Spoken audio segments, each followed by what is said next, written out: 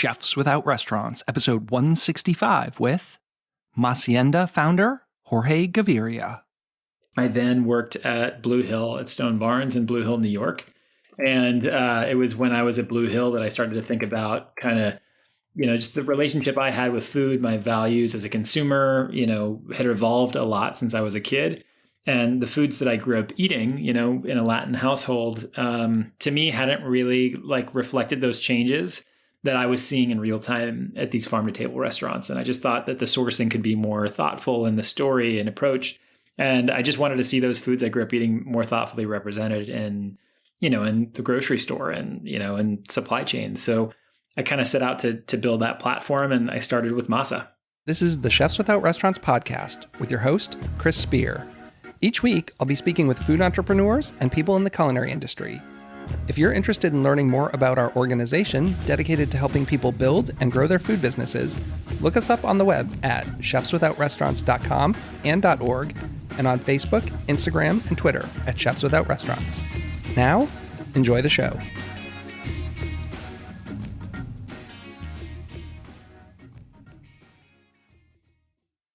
Tortillas, sopes, tamales, pupusas. None of these would be possible without one thing: corn. But more specifically, masa. I'm Chris Spear, and this is Chefs Without Restaurants, the show where I speak with culinary entrepreneurs and people working in the food and beverage industry outside of a traditional restaurant setting. Today's guest is Jorge Gaviria, founder of Masienda and author of the new book, Masa. If you've ever seen any of my blog posts or cooking videos, or maybe you've hired me to cook for you, you know how much I love tortillas, tacos, and all things masa. That's why I was so excited to have Jorge on the podcast this week.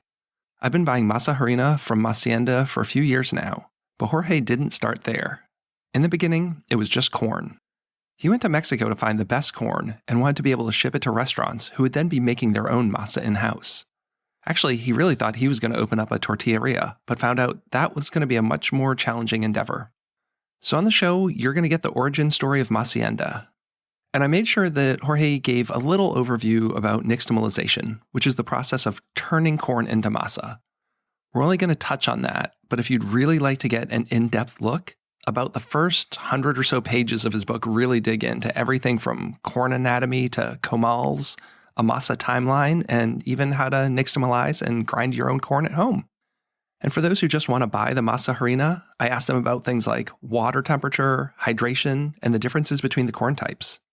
I also wanted to talk to him about brand partnerships because Masienda has teamed up with a lot of companies like Jacobsen Salt Co., Hayden, and Hayden Flour Mills. So I want to see how those relationships came about. But if there's anything I'd like you to get out of this episode, it's that making tortillas at home is so easy, and I think if you love tacos, you should definitely be doing this. I've found that this is one of the best things you can do with kids. I mean, unless they don't like tacos, right? But this is one of those things that my kids really get excited about.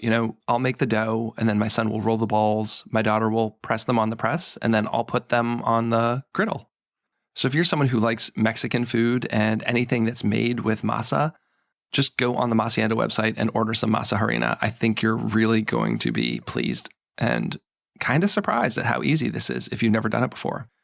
I have never nixtamalized my own corn, and Jorge has me thinking that maybe that's something I should try. I'll let you know how that goes.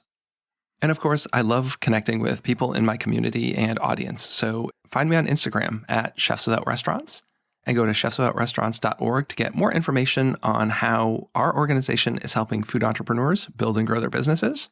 You can get links to the private Facebook group, sign up for our newsletter, and get in our database so I can help personal chefs, caterers, and food truck operators get more leads. And of course, the show would not be made possible without the help from our sponsors. So this week's show is brought to you by the United States Personal Chef Association. Over the past 30 years, the world of the personal chef has grown in importance to fulfill those dining needs. While the pandemic certainly upended the restaurant experience, it allowed personal chefs to close that dining gap. Central to all of that is the United States Personal Chef Association. Representing nearly 1,000 chefs around the U.S. and Canada, USPCA provides a strategic backbone to those chefs that includes liability insurance, training, communications, certification, and more. It's a reassurance to consumers that the chef coming into their home is prepared to offer them an experience with their meal. USPCA provides training to become a personal chef through our preparatory membership. Looking to showcase your products or services to our chefs and their clients? Partnership opportunities are available. Call Angela today at 1-800-995-2138, extension 705, or email her at aprather@uspca.com for membership and partner info. Hey, welcome to the show. Thanks so much for coming on. Thanks so much for having me.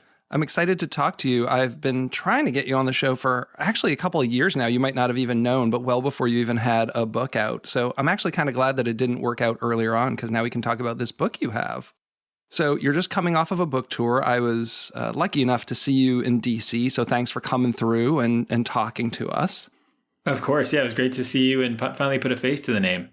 So for all of our listeners, this is going to be all about masa, tortillas, and the like today. So I want to kind of start with your background, like food. Are you someone who always grew up loving food? I mean, some people love food, some don't. Some are, I was a little fat kid in the kitchen. And did you end up working in restaurants? Like, what's kind of your background and relationship with food? Yeah, I grew up definitely loving food. Had a strong passion for it, early inclination to just like think about it all the time. And then just growing up in Miami, my dad is an attorney or was an attorney. And I kind of just planned on going down the same path, and everything was sort of like, it seemed like all the stars were aligned to go, down the same route. And then I decided, like sometime after graduating from college, and I had taught for 2 years in Brooklyn, I was like, I was ready to go to law school, and I actually wasn't that ready. There was just something kind of blocking me. And I read a book by Danny Meyer, who was sort of an early hero of mine. And, he talked about not going to law school and instead going to, live in Italy and kind of work around Italy for a year before getting into the restaurant business. And I was like, this is my reason. This is my excuse to do exactly the same thing. And so showed my dad the book. I was like, this is my plan. It's a plan without a plan. I'm just going to go to Italy and I'm going to farm for a year and then figure out what happens. And he's like, well, it's so funny. Your grandfather, my dad, was in the restaurant business. And I was like, I thought he was an attorney. And he's like, he was an attorney, but he actually was more passionate about food and ended up doing food for his majority of his life, which I had no idea.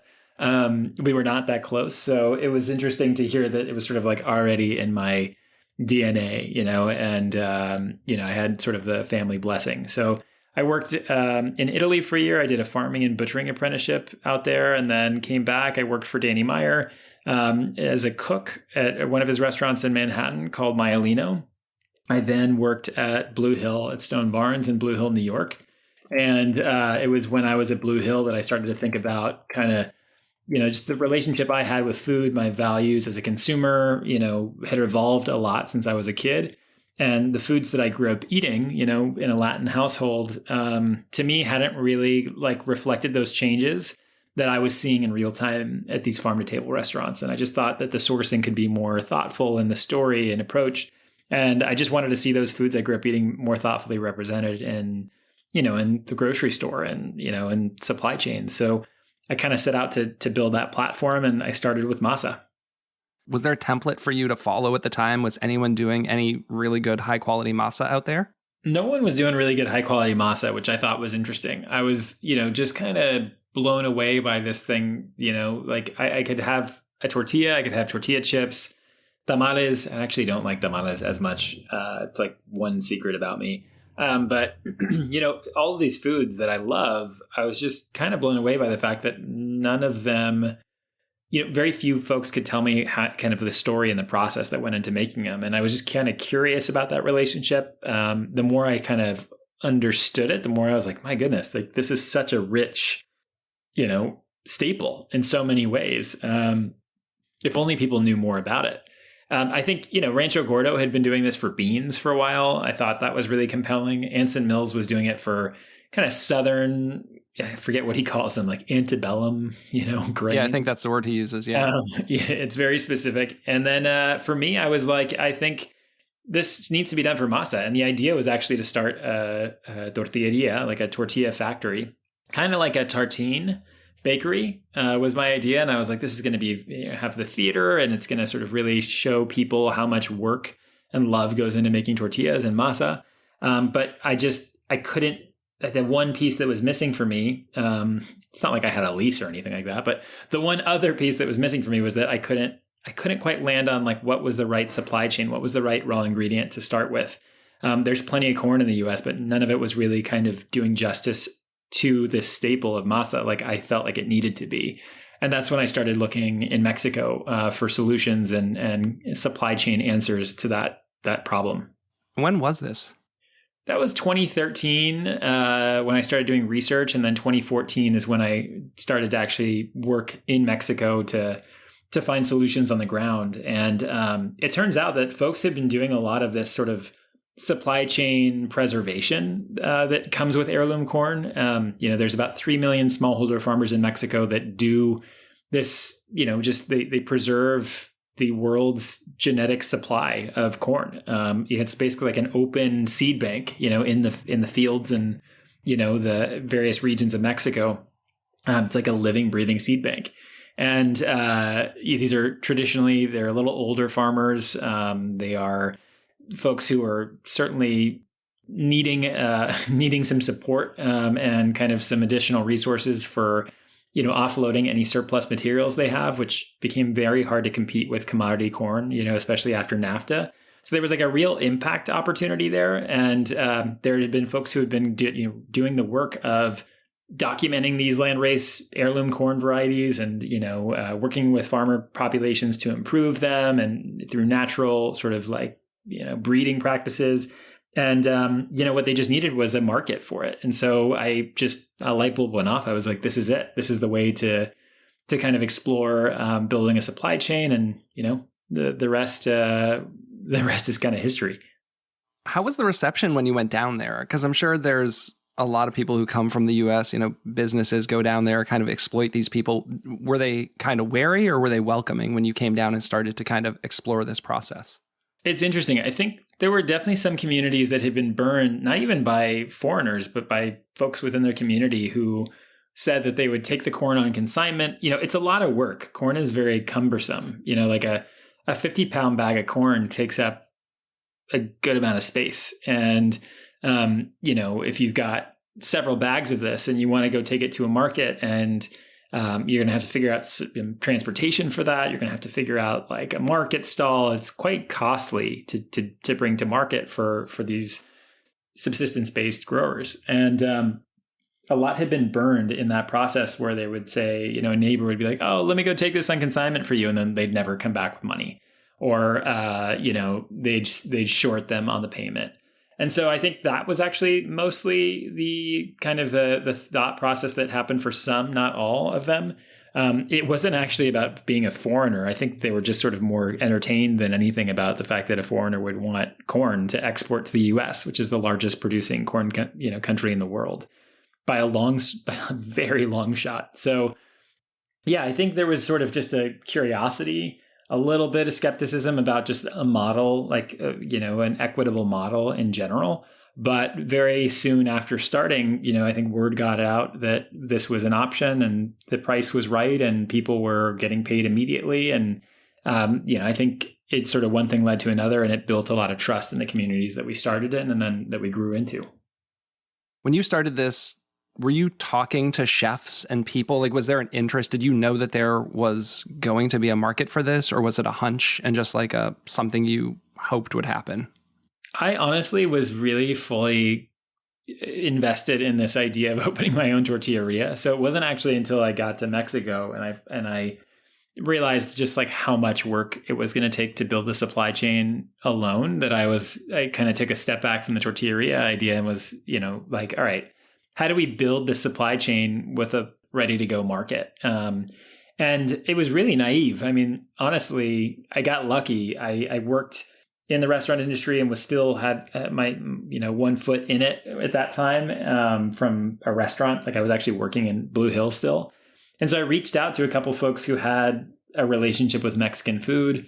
And, it just so happened that Enrique Olvera, I literally checked his coat at Blue Hill. It was such a it was such a random connection. But I reached out to him and said, hey, I think it sounds like you're opening up a restaurant in a couple of months. I'm actually going to be sourcing this corn for a tortilleria I'm starting, but was wondering if you wanted to, buy any corn and you can, do this whole process, build a Masa program in your restaurant. And he was like, it's actually amazing timing. That's my plan. I just need really, I need great corn for that. And we haven't really figured that out. And I was like, oh man, this is amazing. This is too good to be true. And just so happened, Sean Brock, had been going through the same process. He was opening up Monero at the time when he was still with the neighborhood. Is that neighborhood dining? Yeah, group? That sounds right, down in Charleston. Yeah. Taco Maria was opening up, wanted to do the same thing. Carlos Salgado was interested. You had Rocio Sanchez, who was leaving Noma to go open up her own place. It was kind of this perfect storm of high profile chefs wanting to open up their own concepts around Masa. And kind of like uncharted territory, at least in the US. Nobody in, this kind of fine dining, really no restaurants had very few had really publicly ever kind of gone out of their way to source and produce Masa from scratch. And so there was just kind of a moment that we were all sort of waiting to see how it would be received, if there was a real translation kind of from kind of that farm to table experience for Masa. And sure enough, critics took note, guests took note, and the more kind of notoriety and celebration that these restaurants got, the more there was an interest in trying to replicate what they did to make such excellent Masa. And we didn't have, I don't know, at the time there weren't that many high-end, finer dining Mexican restaurants in the US. Not that I can really think of. Before this sort of quote-unquote modern Mexican movement got started around, honestly, 2014 with Cosme and Empellón and Taco Maria and many others, it was sort of the authentic Mexican movement. And what's interesting about that movement, and this was sort of really punctuated by certainly Rick Bayless, probably the poster child of that movement, and did so much to educate consumers on, just what real Mexican food should be or looks like, tastes like. And, I think that there was, Rosa Mexicano, Roberto Santibáñez, there were examples of this, but nobody was making Masa in-house. It was sort of considered a daunting process, really kind of highly technical, difficult, from an access standpoint. Where do you get the corn? And, again, corn is sort of cumbersome. It's a bit dense. It's where do you store the corn in a small New York City restaurant? So how do you mill it? These were all questions that no one had ever really needed to figure out, because there was no, I think, marketplace to create a solution for it. And also it was just sort of where we were in the evolution of, our kind of active consumption. It was it was a big enough step to do a mole from scratch, versus getting a paste or, buying Masa from a local tortilleria. That was enough. That was sort of just where the starting point was. And it just, the conversation just kept evolving. I'm fortunate enough to say that I was actually literally the first table sat at Cosme on opening night. I feel it was so cool and so weird. I was the first one. So at one point I was sitting in literally an empty dining room. No way. Yeah, I was in town for the Star Chefs conference, which is in October. And I just remember seeing something popped up that reservations are now open. I was like, oh, wow, I'll be in New York because I don't live in New York. And I made a reservation. I got the 5:30 reservation. It's funny because Enrique did a main stage demo that night. And I saw him 2 hours before. And I was there for that. Were you? So I was like, chef, I'm eating in your restaurant in 2 hours. Are you going to be there tonight? But yeah, I managed to stay for his talk and then hightail it across town and sat down. So I also joke that I think I was the first person to probably Instagram that corn husk meringue that became the viral dish for that year. Yeah. That's so funny, man. That's wild. What a time. That was, it was a moment, but it wasn't until Pete Wells wrote his review that I think there was some skepticism, it was an outsider, it wasn't a local New York chef.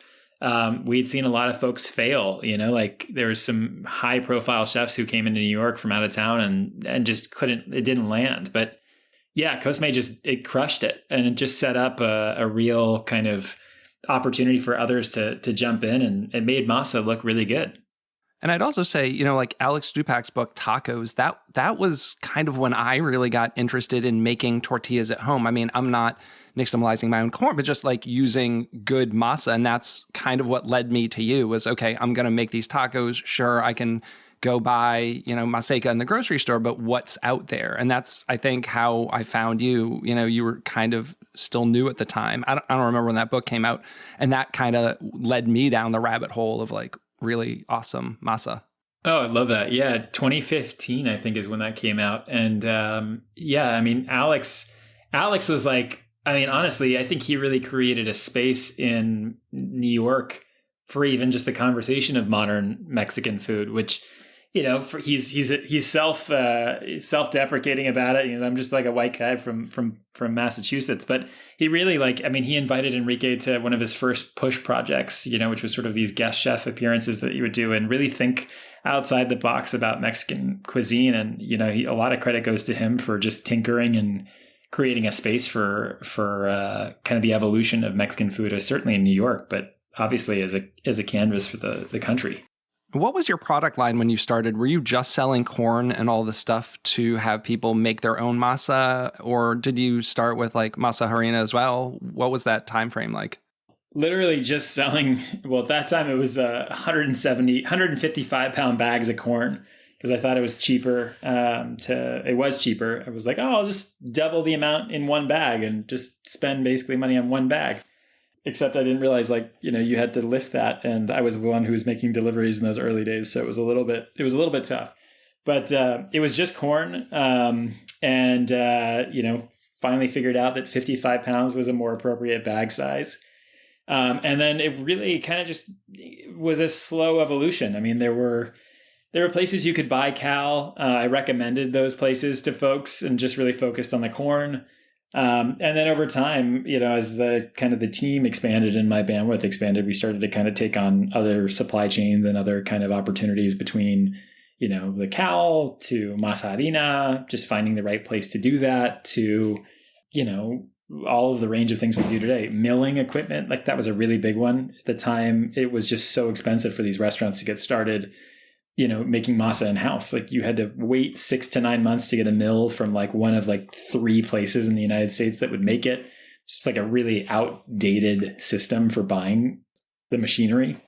And we ended up creating a solution for that, like a tabletop mill solution that uses basalt stones, just basically shrunken down, which has just been completely amplified the conversation. And, there's now thousands of home cooks around the world that do this with equipment that just wasn't available at that time when I started.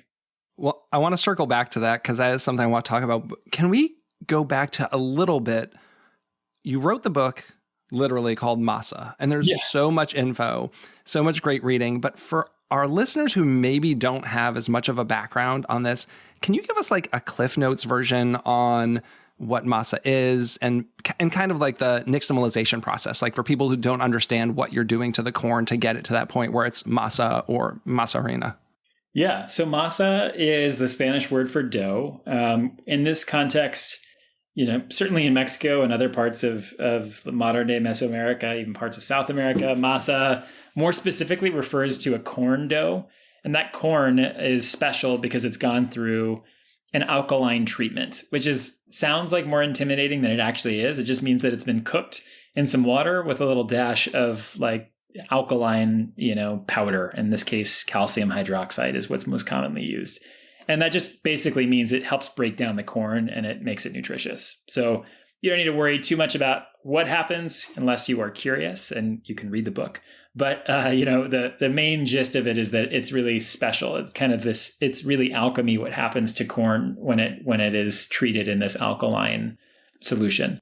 And that process is called nixtamalization. So yeah, masa is the result of that. You take the corn that's been cooked in that alkaline water. It's soaked in that alkaline water. The science and kind of miracle of nixtamalization has happened to it. and then you rinse it off and you grind it in some way or another. So if you're working at home, you can use a Cuisinart food processor. You can use a hand mill, which is what I would recommend if you didn't want to make that big leap investment into a molinito. You can use a basalt molino, like the molinito. Basically, you're just going to kind of get that down into a dough. And at that point, it's called masa. So do you think that's realistic for someone who's maybe an amateur cook at home, like they don't have plans to do this as a business, just a recreational thing? I mean, I think people have gotten used to doing more intricate things at home. People are doing fermentation at home. They're messing with koji. They're doing sourdough. How realistically easy would this be? Like, I've never done it. Is this something I should jump in and try? Totally. I mean, even if just once to kind of relate to how magical of a process it is. Like, I actually think it's way more straightforward than fermentation or, bread making. Like, I find those far more intimidating.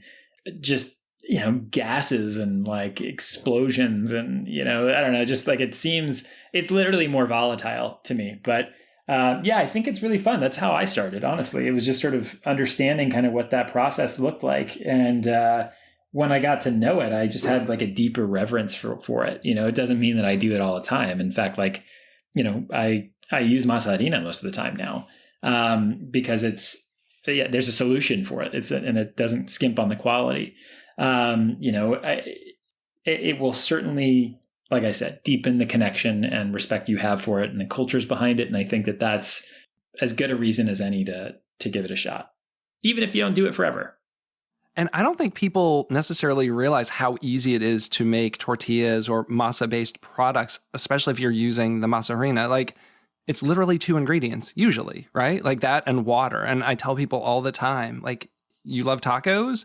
Why aren't you making them? Like, buy a bag of this stuff, add water, and there you go, right? Like, you don't even have to have a tortilla press. You can roll it out. You can do all kinds of things. It's just a 2 ingredient, and one of them is water that you already have. But I think people are still so intimidated just to even make tortillas at home, and I don't know why. So it's something I've been preaching for a couple of years, and I'm always providing them resources, quite often many of yours, to get them started on the tortilla making mode. Thank you. Yeah, I think that if there's any place to start, that's it. Like it's shockingly easy.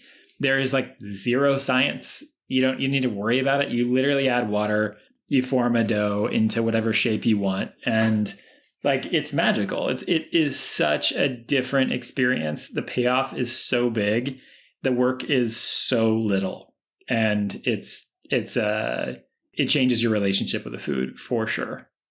And I'm always trying to eke out the best results. So I have a couple technical questions, and maybe they're, it doesn't matter, but water temperature. Is there a specific water temperature for when you're mixing? And then 2, should you be resting your dough? Do you have opinions on these questions?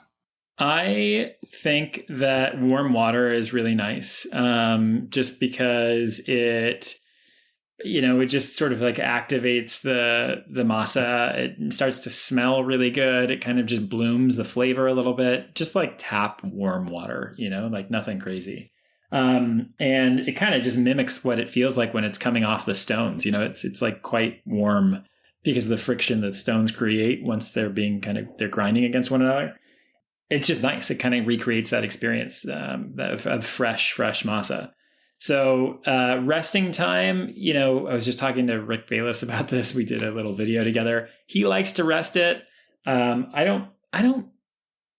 It's interesting to think about. I've never really thought about it that much from a resting perspective. I just want to make sure that the masa is wet to touch, but like not sticky. And honestly, I think that after resting it, I end up needing to add a little more water to it because masa dries out so fast that, it's kind of 6 one way, half a dozen the other to me.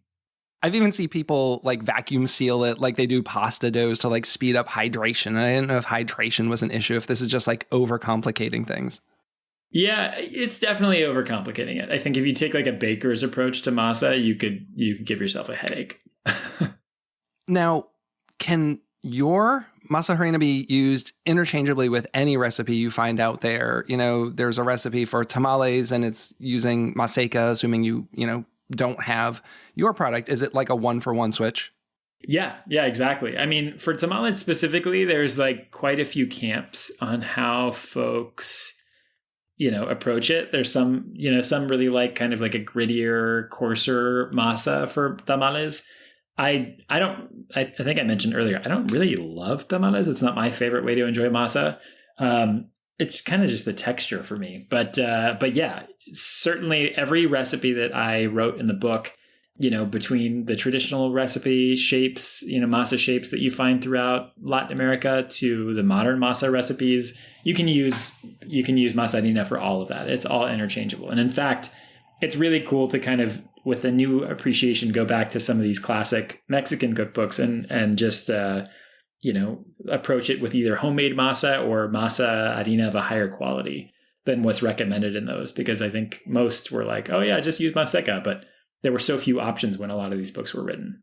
Yeah, I have a friend who makes pupusas. She actually used to have a pupusa food truck, and she taught me and my family how to make them, but she was using maseca, and I didn't know, like, she gave me a recipe, and of course, actually, she's not using a recipe, right? She's doing it by touch, but I'm not at that point. So I started looking at recipes online and was just wondering, could I take this, Masienda product I have and just swap it in? And I hadn't tried that yet. So knowing that, we're totally ready to make pupusas with it at home because it's become one of my family's favorite things to eat. Oh, that's awesome. Yeah, and the book is great. I made sopes for the first time last week. I don't know why. I've never done it before, just hadn't gotten around to it, but decided to take a crack at that, and they came out pretty good. Right? Like, so easy, so satisfying. I think like I just rediscovered my love for sopes in the last couple of weeks even, which is so fun about just all the shapes in general. There really is like a different shape and texture and kind of flavor for every occasion. True. And I made the masa cookies, which were great. Even though I freestyled it a little bit, I probably need to go back. I usually, when I try a recipe for the first time, usually make it by the book, but this one I just had different ingredients on hand and didn't want to go to the store, so I kind of winged it. But I was really happy with how they came out, and I'll probably go back and make it like by the book next time. But I was really happy to see that in there. I'm nervous to deviate, especially on pastry related, foods and like a cookie. But yeah, Jess Stevens, the chef who put that one together, is just like so talented, and I'm not even a fan of sweets, honestly, and that one definitely converted me. So we've touched on it a little bit. You've got a book. I'd love to hear about the book. How did the book come about? Was it just time to write the definitive book on masa? That's it. Yeah, in a nutshell. I mean, I think it was a natural evolution of just what I was doing day to day, and I think the funny thing is that when I started Masienda in 2014. I was just looking into some of my heroes, in the culinary universe, and just the fact that this food would really humble them, and they didn't have answers, and they were just, it wasn't like they could read some book on it and go to work. Like, it was a lot of trial and error. And of course, like, being a purveyor of kind of the raw ingredients, it was up to me to really help guide that experience. So I had to learn and guide at the same time. And it just kind of got to a point where, I was just thinking to myself, it's crazy. Like, we're sharing so many notes and there's so much kind of knowledge we're accumulating here. This is a largely oral tradition. How much more would folks dive into this if there was something actually really, written on the subject, more than like a blog post on the internet or, a YouTube video. And I think it was just sort of one step led to another. We did a small little like primer booklet, short stack kind of thing. I have that, the Nixtamal book. Yeah. Thank you, man. You were like way early on all the stuff. You're ahead of the game. But yeah, we did that, and that was, the demand was crazy. I mean, more folks just kept ordering it. We did several printings of it. And then at some point I was just like, all right, I think the questions aren't being answered anymore. People are asking for more, and there was just so much more to say. So, timing wise, I think that the market had kind of evolved to make a book like Masa possible. I knew that there was a real movement behind it, and what was really missing was a text to kind of bring it all together. So that was it. I got the book green lit, honestly, like in March 2020, just before the pandemic got started, and it was a great thing to do during the pandemic. Just sit down and write. I guess that gives you a lot of time to work on. We all had time that we weren't expecting to have. So I guess kind of a blessing in some ways, at least. I'm sure you had a lot less going on than normal. It was, in some ways it was the craziest time because we were trying to pivot the business to be more friendly to kind of the home cook and home consumer. But in other ways, it was great, like to get, I think the experience rounded out for a home cook, like a cookbook is just speaks that language, from start to finish. So it was very complimentary of kind of the direction the business was headed, and also just kind of very cathartic to look back and put all these words and thoughts and kind of data points together in an organized way that people could follow. Did you see an uptick from the home consumer during COVID? We talk a lot about everyone was baking bread, but did you see also that people were really interested in making tortillas while they were home? Completely. Yeah. I mean, it's so funny just doing this book tour over the last couple of weeks, the amount of folks who came in and said, man, I started working with your product during the pandemic, and that's when we launched our Masa harina. That's when we launched our tortilla press. Like we really, it was just a perfect moment of user adoption. And for sure, I mean, at that time, restaurants weren't open for a while, and we thought we were going to go out of business. But it's crazy. I mean, the pandemic panic purchasing was a real thing, but what's crazy is that it stuck. People really loved that experience. They really connected more deeply with that staple that they probably took for granted before. And like me, once you taste it, there's really no going back. Like everything else sucks in comparison.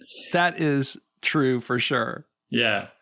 What are the differences in the 4 that you sell? Like, how do you know what to use, or is it just playing around? Like if you want to make a sope, do you reach for the blue, the white, the yellow, the red? Do you have any guidance on that when selecting what masa harina to use?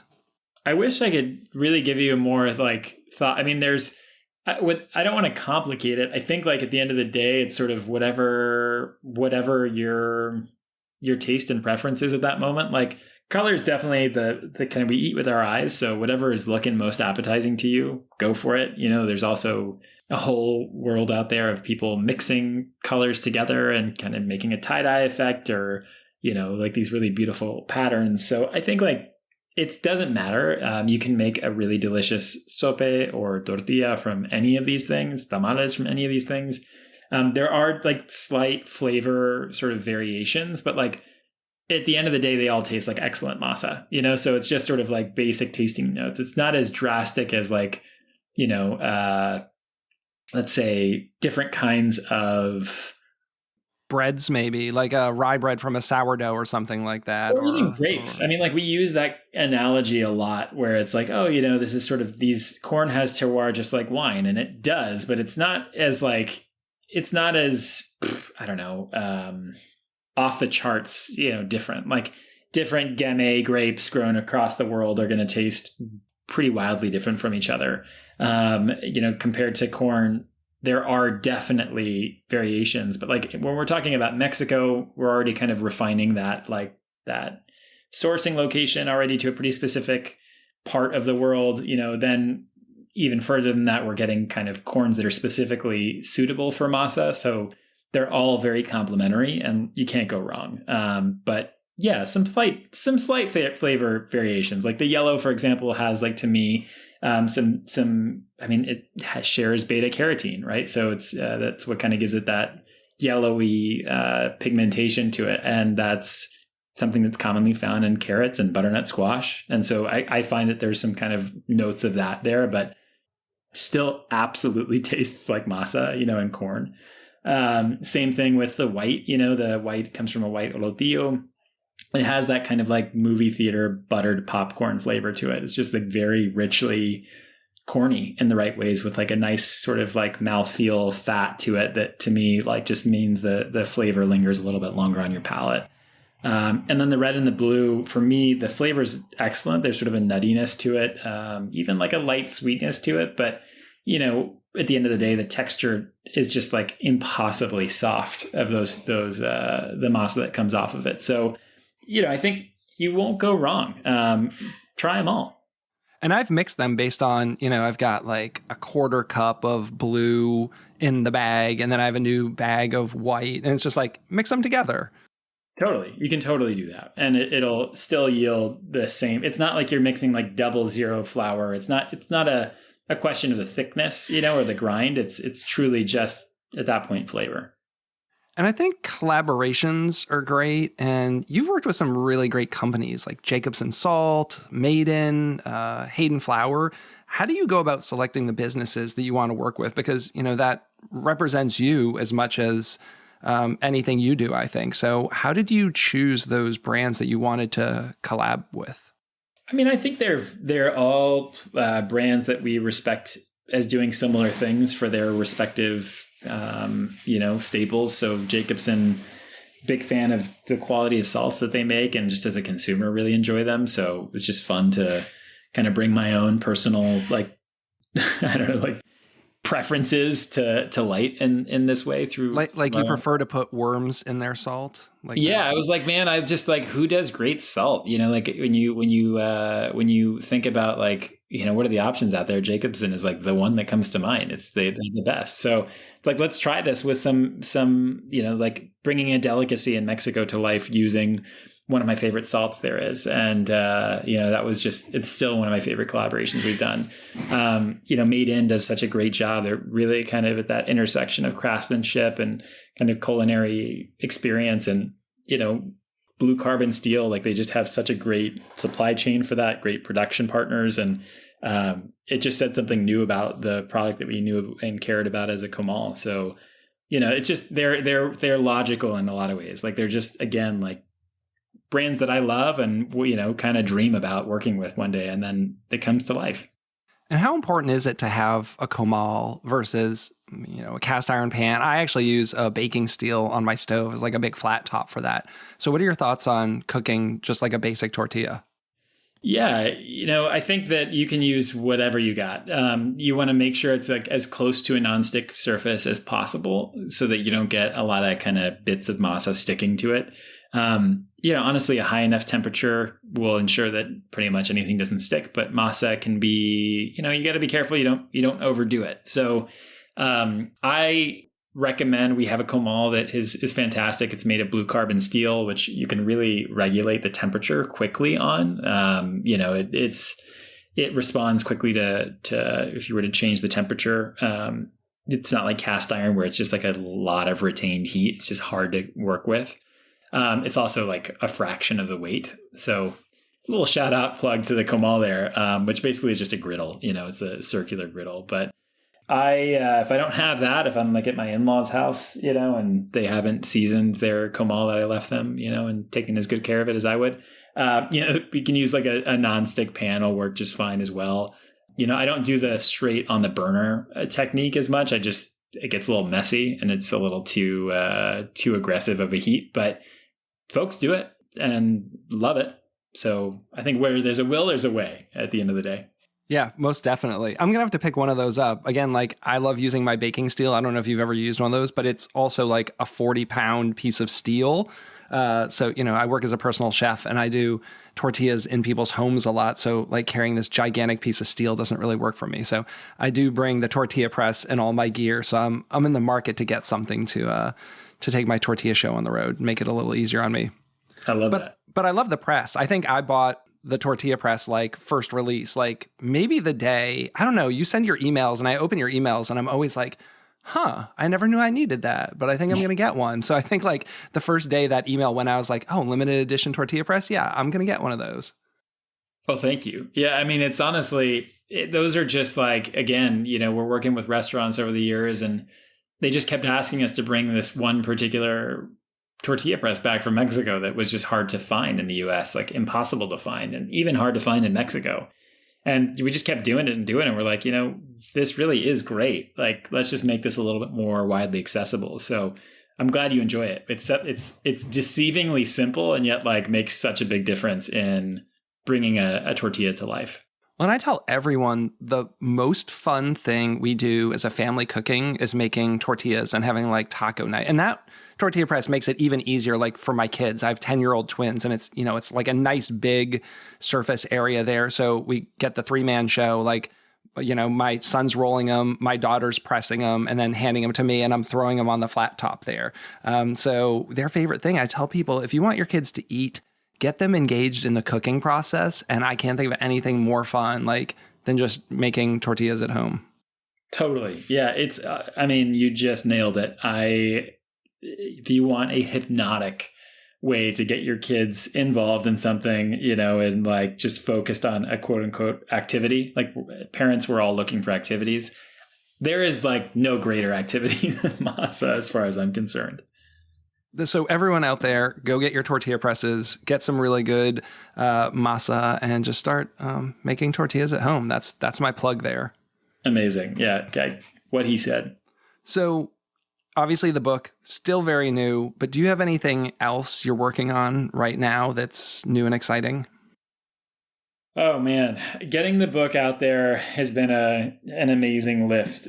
So we're still very much in the early innings of that, and trying to just promote it as much as we can and get folks to just share your experience, Chris. Doing something at home, bringing masa to life at home is such a fun thing to do and so easy. So that's top of mind right now. But next book, already thinking about that, wanting to kind of deepen the recipe relationship there, and just kind of work with more creatives in the space to bring some cool recipes to life. Lots of secrets. I can't share too much, but we've got a lot in store in the next couple months from Masienda's point of view. We're working with more brands locally in Mexico to kind of to celebrate what they do, and some folks that I'm really excited about sharing with the world. We've got more in store soon. When it becomes public, I will post it out across my channels and make sure everyone knows. You're so kind. Thank you. Is there anything you want to share before we get out of here today? We could talk about masa and tortillas forever, but I want to make sure that you've said as much as you can that you want to get out there before we wrap it up today. Just make a tortilla at home. Use masa harina, do it once, and tell me it didn't change your life or relationship to the food. That's all. That's kind of my plug. That's what I say. It's really easy, right? And just go out there and do it. Yeah, just get your hands dirty. It takes no time. And the payoff is so big, I promise you. Well, you've sold me. I hope you sold some new people out there. Thanks so much for coming on the show. I'm so glad we could finally do this. Thanks, Chris. Me too. And to all of our listeners, this has been Chris with the Chefs Without Restaurants podcast. Go to chefswithoutrestaurants.org to find our Facebook group, mailing list, and chef database. The community's free to join. You'll get gig opportunities, advice on building and growing your business, and you'll never miss an episode of our podcast. Have a great week.